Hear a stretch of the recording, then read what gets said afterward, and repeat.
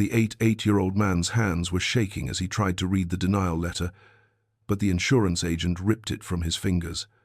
"You don't understand English, old man. It says, rejected." The agent jabbed his finger into the elder's chest while 3 people in the waiting room looked away. The man whispered, "I'm sorry," as tears rolled down his face, but the agent was already calling security. His name was Walter Kinsey, and until that moment, he had never been thrown out of anywhere in his life. Walter had been a high school history teacher for 37 years. He'd taught in the same building, watched generations of kids grow up, watched the neighborhood change around him. He'd married his wife Helen when he was 23, had 2 sons, lived in the same house on Birch Avenue for 51 years. He'd mowed his lawn every Saturday, paid his bills on time, voted in every election. He'd been the kind of man who believed that if you did the right thing, the world would do right by you. That belief had carried him through a lot, through the loss of his younger son in a car accident 30 years ago, through Helen's slow decline into dementia and her death in a nursing home 4 years back, through the loneliness that came after, the empty house, the silence that pressed in on him at night. But Walter kept going because that's what you did. You kept going. The insurance claim wasn't even for him. It was for his older son, Michael. Michael was 62, lived 2 states away in Ohio, and had been diagnosed with stage 3 colon cancer 6 months ago. The treatments were brutal and expensive. Michael had insurance through his job, but the company had recently switched carriers, and the new insurance company was denying coverage for some of his treatments, claiming they were experimental. Michael had been fighting it for weeks, calling customer service, filling out forms, getting nowhere. The bills were piling up. $17,000 so far. Michael had a wife and a mortgage and a daughter in college. He didn't have $17,000. So Walter had driven to the insurance company's local office himself. Michael had added him as an authorized representative on the account, sent him all the paperwork, all the medical records. Walter had organized everything in a folder, the way he used to organize lesson plans. He'd driven 3 hours to get to the office because Michael couldn't leave Ohio during his treatment cycles, and Walter wanted to handle this in person. He wanted to look someone in the eye and explain that his son was sick, that these treatments were keeping him alive, that the denial didn't make sense. The office was in a commercial building downtown, 6th floor. Walter took the elevator up, the folder clutched in his hands. His fingers were stiff with arthritis these days, made it hard to grip things. The elevator was too fast, made his stomach lurch. When the doors opened, he stepped out into a hallway with grey carpet and fluorescent lights that hummed too loud. The office door said, Horizon Benefits Group in gold letters. Inside, it was corporate and cold. White walls, abstract art that didn't mean anything, a reception desk with a young woman behind it who didn't look up when Walter walked in. He stood at the desk for a moment, waiting. Finally, he cleared his throat. "I need to speak to someone about a denied claim." The receptionist glanced at him, then at her computer. "Do you have an appointment?" "No, but I drove 3 hours. It's about my son's cancer treatment." She sighed softly, clicked her mouse a few times. "Fill this out." She handed him a clipboard with a form attached. Walter took it to one of the chairs in the waiting area and sat down slowly. His hip hurt from the drive. He filled out the form as carefully as he could, his handwriting shaky but legible. When he finished, he brought it back to the desk. The receptionist took it without looking at him. "Someone will be with you shortly." Walter sat back down. There were 3 other people waiting. A woman in her 40s reading something on her phone, a man in a suit typing on a laptop, a younger woman, maybe 30, staring at the wall. None of them looked at each other. Walter sat with his folder on his lap and waited. 40 minutes passed. Then a man emerged from a hallway behind the reception desk. He was in his mid-30s, wearing a shirt with the sleeves rolled up and a tie that was loosened at the neck. His hair was gelled back, his expression annoyed. He looked at the clipboard in his hand, then at the waiting area. "Walter Kinsey?" Walter stood up, picked up his folder. "That's me." The man didn't smile. "Follow me." They walked down a hallway to a small office. The man sat behind a desk and gestured for Walter to sit in the chair across from him. The name placard on the desk said Derek Hansen, Claims Manager. Derek pulled up something on his computer, clicked around for a moment. "So you're here about Michael Kinsey's claim?" "Yes. I'm his father. He added me as an authorized representative so I could— Yeah, I see that. Derek's eyes stayed on the screen. The claim was denied because the treatment isn't covered under the policy. But it's not experimental. His doctor said it's standard treatment for his type of cancer. Derek shrugged. The policy says experimental treatments aren't covered. The medical review board determined this qualifies. Walter opened his folder carefully. His hands were already shaking. He pulled out a letter from Michael's oncologist. This is from his doctor. It explains why the treatment is necessary. It's not experimental. It's been used for years. Derek didn't take the letter. He barely glanced at it. I don't need to read it. The decision's already been made. But if you just look at it— Sir, I've looked at the file. The claim was denied. That's it. Walter's voice was steady but strained. My son has cancer. He's getting treatment that's keeping him alive. You're saying you won't pay for it? I'm saying the policy doesn't cover it. But he's been paying into this policy for 3 years. His employer switched to your company. He didn't choose this. Derek leaned back in his chair, his arms crossing. That's not my problem. The policy is the policy. Walter's hands tightened on the folder. There has to be something we can do. An appeal, something. You can file an appeal. It'll take 60 to 90 days. And honestly, it probably won't change anything. 60 to 90 days? Walter's voice cracked slightly. He doesn't have that kind of time. He needs the treatment now. Derek's expression didn't change. Then he'll have to pay out of pocket. He can't afford $17,000. Then he should have read his policy before he got the treatments. The words landed like a slap. Walter stared at him, his breath catching. He was trying to stay alive. Derek sighed, loud and impatient. He picked up a piece of paper from his desk and held it out. This is the denial letter. It explains everything. If you want to appeal, there's a number at the bottom. Walter took the letter, his hands shaking harder now. He tried to read it, but the words blurred. The lighting in the office was too bright, and his eyes weren't what they used to be. He squinted at the page, trying to make sense of the dense paragraphs of insurance language. Derek watched him, his jaw tight. Do you need reading glasses or something? Walter's voice was small. I'm trying to read it. Well, hurry up. I've got other appointments. Walter's hands trembled as he tried to hold the letter still. He got through the first paragraph, something about policy provisions and coverage limitations. He started on the second paragraph, but Derek suddenly reached across the desk and ripped the letter from Walter's hands. The movement was sharp, aggressive. Walter flinched. Derek held the letter up, his voice rising. You don't understand English, old man? It says, rejected. He jabbed his finger into Walter's chest, hard enough to make Walter lean back in his chair. Rejected, denied, not covered. You understand those words? Walter's face went hot. His chest hurt where Derek had jabbed him. He tried to speak, but his throat was too tight. Derek leaned forward, his voice dripping with contempt. I don't know what you thought coming here would accomplish. The answer is no. It was no yesterday, it's no today, and it'll be no tomorrow. Your son should have read the policy. That's not my fault. Walter's eyes filled with tears. He couldn't stop them. They spilled over, running down his weathered cheeks. He wiped at them with a shaking hand, his voice barely a whisper. I'm sorry. I just thought— You thought wrong. Derek stood up abruptly. He walked to the door and opened it. We're done here. You need to leave. Walter stood slowly, his legs unsteady. He tried to pick up his folder, but his hands wouldn't cooperate. Papers slipped out, scattering on the floor. He bent down to pick them up, his hips screaming in protest, his breath coming in short gasps.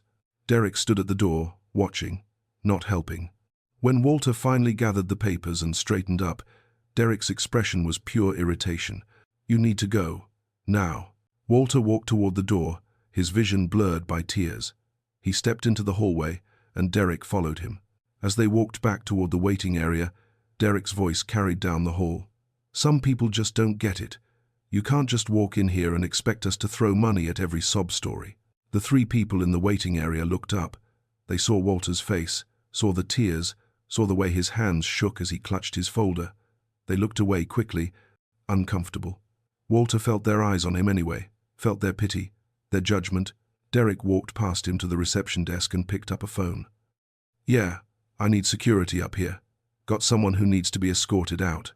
Walter's voice was hoarse. I'm leaving. You don't need to. I'm calling them anyway. Just to make sure you actually go. Walter stood there in the waiting area, his folder clutched to his chest, tears still running down his face. He whispered, I'm sorry. He didn't even know who he was apologizing to. Derek, the receptionist, the people watching, himself. He just kept saying it. I'm sorry. I'm sorry. 2 security guards arrived within minutes. They were young, looked uncomfortable. One of them, a black man in his 20s, spoke gently. Sir, we need you to come with us. Walter nodded. He followed them to the elevator, his head down, his shoulders hunched. The guards stood on either side of him but didn't touch him. When the elevator doors closed, one of them said, You okay, sir? Walter didn't answer. The elevator ride down felt endless. When the doors opened on the ground floor, the guards walked him to the building entrance. The one who'd spoken before said quietly, I'm sorry about whatever happened up there. Walter nodded again and walked out into the street. It was a bright, cold afternoon. The sunlight felt too harsh. He stood on the sidewalk for a moment, disoriented, trying to remember where he'd parked. His chest hurt. His face was wet. People walked past him, avoiding eye contact. He felt invisible and exposed at the same time. He found his car eventually, a 10-year-old sedan parked 3 blocks away. He got in, closed the door, and sat there in silence. His hands were still shaking. He thought about calling Michael but couldn't bear the thought of telling him what had just happened. He thought about driving home but didn't think he could manage the 3-hour drive in this state. So he just sat there, staring at nothing, feeling the weight of every one of his 88 years pressing down on him. He didn't know that the woman in the waiting area, the one who'd been staring at the wall, had taken out her phone when Derek started yelling. She'd recorded the whole thing through the open door of Derek's office. The audio wasn't perfect, but you could hear Derek's voice clearly. You don't understand English, old man. You could hear the thump of his finger jabbing into Walter's chest. You could hear Walter's voice, small and broken, saying, I'm sorry. Her name was Jessica Morse, and she'd been sitting in that waiting room because Horizon Benefits had denied her daughter's physical therapy claim after a car accident. She'd been fighting them for weeks. When she saw what Derek did to Walter, something inside her snapped. She posted the video on social media that night with a simple caption, This is how Horizon Benefits treats an 88-year-old man whose son has cancer. The video went viral within 24 hours. Walter didn't know about any of that yet. He sat in his car for an hour, then finally started the engine and drove to a motel on the edge of town. He couldn't face the drive home. He checked in, lay down on the scratchy bedspread, and stared at the ceiling. His phone rang 3 times. Michael. He didn't answer. He couldn't. The next morning, Walter's phone started ringing non-stop. Numbers he didn't recognize. Voicemails piling up. He listened to one. A woman's voice, professional, said she was a reporter with the local news and wanted to talk to him about his experience with Horizon Benefits. Walter deleted it, confused. Then another. And another. He finally called Michael. His son answered on the first ring. Dad, oh my God, I've been trying to reach you. Are you okay? I'm fine. I'm sorry I didn't answer last night. Dad, there's a video of what happened to you. It's everywhere. Walter didn't understand. What video? Someone recorded it. That insurance agent, the way he treated you. Dad, people are furious. It's all over the internet. Walter felt something cold settle in his stomach. I don't want people to see that. I know, I'm sorry. But Dad, this might actually help. There are lawyers reaching out, people who want to help us fight this. Walter was quiet for a long time. Then he said, I don't want to be on the news. You don't have to be. But maybe we can use this. Maybe we can make them pay attention. One of the lawyers who reached out was named Andrea Voss. She was 41, had her own practice specializing in insurance disputes and bad faith claims. She'd seen the video, felt sick watching it, and immediately wanted to help. She called Michael, then asked to speak with Walter. When Walter finally answered, Andrea's voice was calm and kind. Mr. Kinsey, I'm not going to pressure you, but I want you to know that what happened to you was wrong. Not just morally wrong, legally wrong. And I'd like to help you do something about it. I don't want money. This isn't about money. It's about accountability. And it's about getting your son the coverage he deserves. Walter was silent for a moment, Then he said, "What do I have to do?" Andrea explained. They could file a lawsuit against Horizon Benefits and Derek Hansen personally, not just for the denied claim, but for elder abuse, intentional infliction of emotional distress, and bad faith insurance practices. The video was evidence. The witnesses in the waiting room could testify. It was a strong case. "But I have to warn you," Andrea said gently. "This will be public. There will be attention. It might be uncomfortable. Will it help Michael?" "Yes, I believe it will." "Then let's do it." Andrea filed the lawsuit within a week. The complaint was detailed and damning. It described the denied claim, the medical necessity of Michael's treatment, Walter's attempt to advocate for his son, and Derek Hansen's abusive treatment of him. It included stills from the video, witness statements from Jessica Morse and the two other people in the waiting room, and a statement from the security guard who'd escorted Walter out and had been disturbed by what he'd witnessed.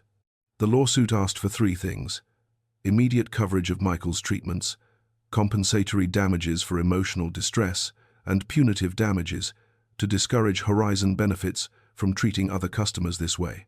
The media coverage was intense. Local news picked up the story first, then national outlets. The video played on loop, Derek's voice echoing, "You don't understand English, old man." People were outraged. Social media exploded with criticism of Horizon Benefits. The company's stock price dropped. Their customer service lines were flooded with calls from people threatening to cancel their policies. Horizon Benefits issued a statement. It said they took the allegations seriously, that they were conducting an internal investigation, that Derek Hansen had been placed on administrative leave. It said they were committed to treating all customers with respect and dignity. The statement was corporate and empty, and no one believed it. But behind the scenes, the company was panicking. Their legal team reviewed the video, the complaint, the evidence. They knew they were going to lose. Badly. They reached out to Andrea with a settlement offer, full coverage of Michael's treatments, retroactive payment of all denied claims, and $50,000 for Walter. Andrea brought the offer to Walter. "What do you think?" she asked. Walter thought about it. $50,000 was more money than he'd ever had at one time. It would help Michael, help with future bills. But something about it felt wrong. They just want this to go away. Yes, that's exactly what they want. "What do you think I should do?" Andrea was quiet for a moment. "I think you should do what feels right to you. But I'll tell you this, if we go to court, we can make them explain themselves. We can put Derek Hansen on the stand and make him answer for what he did. We can create a record, and that might matter more in the long run than any settlement." Walter thought about Derek's face, the contempt in his eyes, the way he'd jabbed his finger into Walter's chest, the way he'd made Walter feel small and worthless. "I want to go to court." Andrea smiled. "Then that's what we'll do." The trial was scheduled for 4 months later. In the meantime, the state insurance commissioner opened an investigation into Horizon Benefits claims practices. They found a pattern of inappropriate denials, particularly for cancer treatments and other expensive procedures. The company was hit with a $2 million fine and ordered to review and reprocess thousands of denied claims. Derek Hansen was not just on administrative leave. He was fired. Horizon Benefits issued a statement saying his behavior did not reflect their values.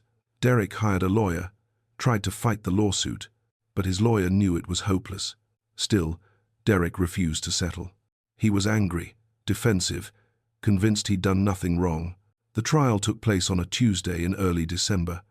The courthouse was old and grand, with marble columns and wooden pews. Walter arrived with Michael and Andrea. He wore his best suit, the one he'd worn to Helen's funeral 4 years ago. It still fit, though it hung a little loose on his frame. He'd lost weight since then, since everything. The courtroom was packed. Journalists in the back rows, advocates from elder rights organizations, people who'd seen the video and wanted to witness justice. Walter sat at the plaintiff's table, his hands folded in his lap, trying to ignore the attention. The judge was a woman in her late 50s named Sandra Ortiz. She had a reputation for being thorough, fair, and intolerant of misconduct. She'd reviewed the case file extensively before the trial began. When she entered the courtroom, everyone stood. She sat down, adjusted her reading glasses, and looked at both tables. "This is Kinsey versus Horizon Benefits and Hansen. Counsel, are we ready to proceed?" Andrea stood. "Yes, Your Honor." The defense attorney, a man in his 60s named Gerald Rath, stood. "Yes, Your Honor." Judge Ortiz nodded. "Miss Voss, your opening statement."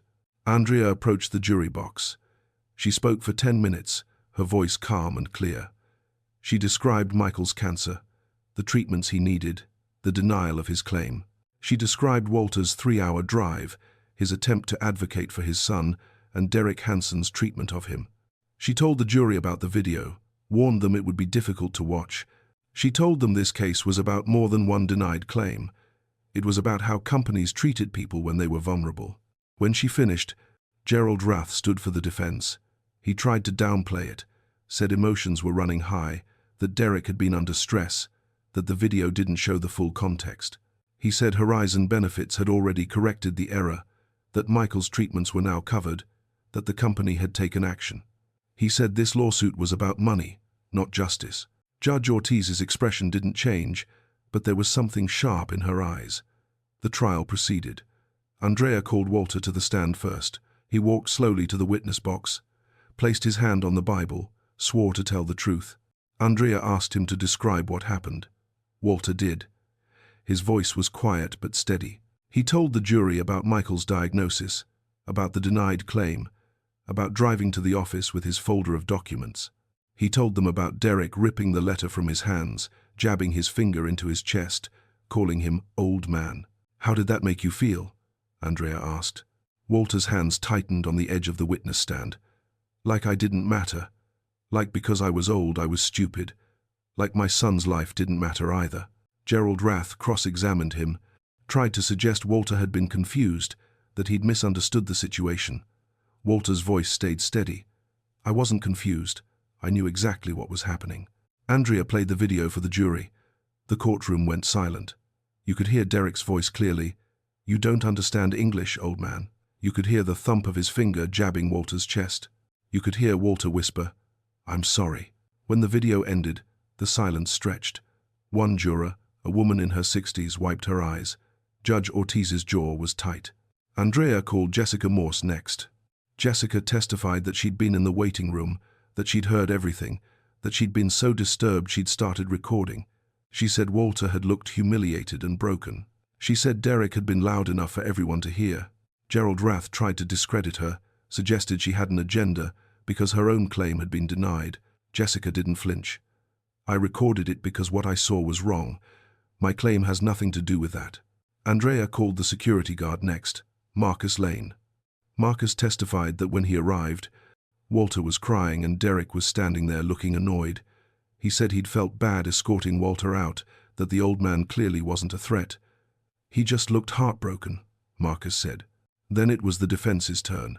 Gerald Rath called Derek Hansen to the stand. Derek walked up, wearing a suit that was too nice, his jaw set in a stubborn line. He sat down, placed his hand on the Bible, swore to tell the truth. Gerald asked him to explain what happened from his perspective. Derek's version was sanitized. He said Walter had been agitated, that he'd tried to explain the denial calmly, that Walter had become upset. He said he'd asked Walter to leave because he was disrupting the office. "Did you raise your voice?" Gerald asked. "I may have been firm, but I wasn't yelling." "Did you take a letter from Mr. Kinsey's hands?" Derek hesitated. He was struggling to read it. "I was trying to help." "Did you touch Mr. Kinsey?" "I may have gestured. I don't remember touching him." Andrea stood for cross-examination. She approached slowly, holding a printed still from the video. "Mr. Hansen, you said you don't remember touching Mr. Kinsey. Let me refresh your memory." She showed him the image. It clearly showed Derek's finger jabbing into Walter's chest. "Does this help?" Derek's face flushed. "I was making a point. By jabbing your finger into an 88-year-old man's chest, it wasn't hard.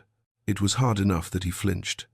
Andrea played the video again, paused it at the moment of contact, Walter's body recoiling. "You see that?" Derek didn't answer. Andrea continued. "You called Mr. Kinsey old man. Why?" "It's just a phrase." "Is it? You didn't say, 'Sir.' You didn't use his name.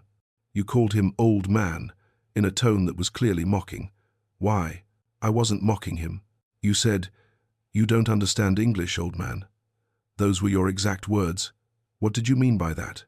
Derek's jaw tightened. I meant the letter was clear. He was having trouble understanding it.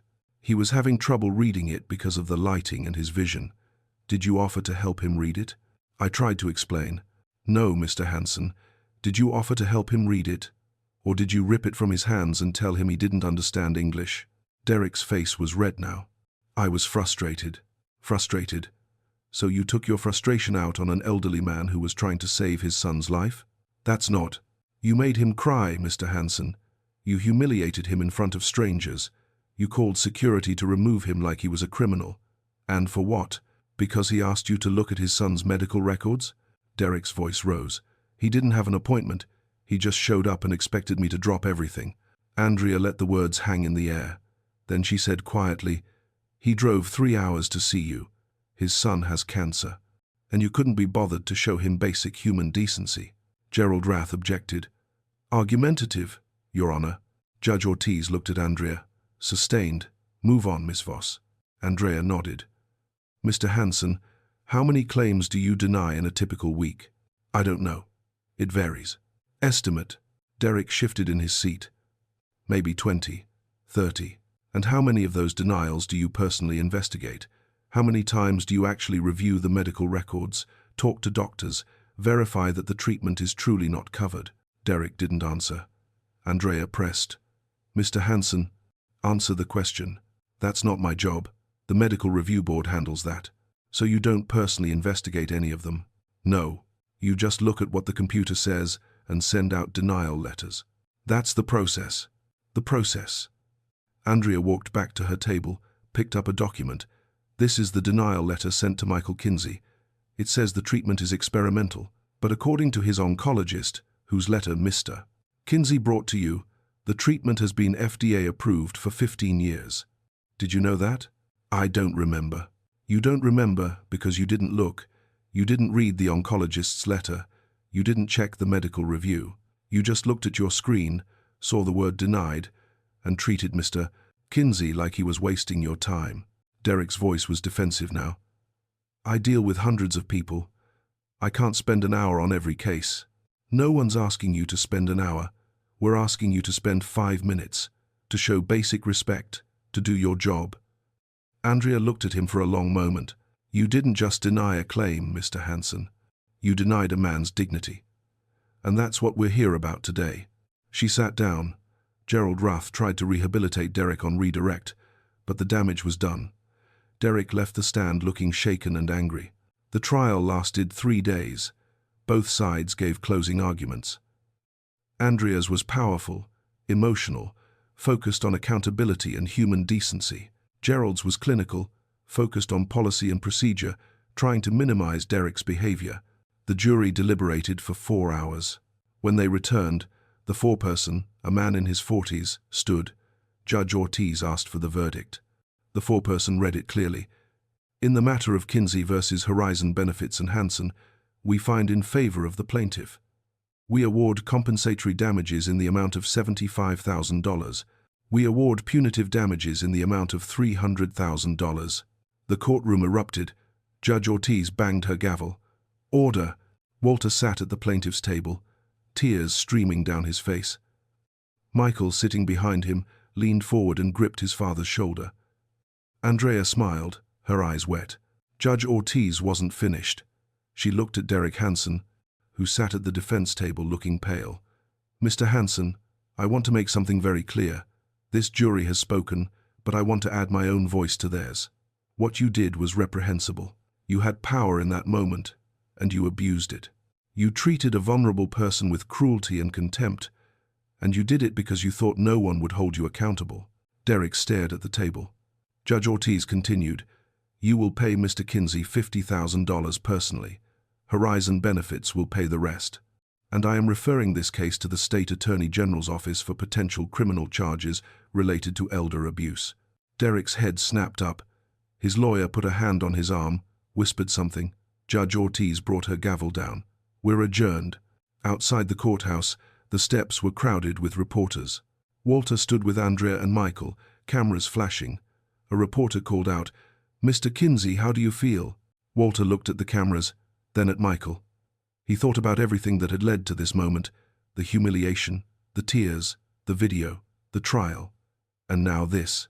He looked back at the reporter and said quietly, "I feel like my son matters, and I feel like people who treat others the way I was treated need to know there are consequences."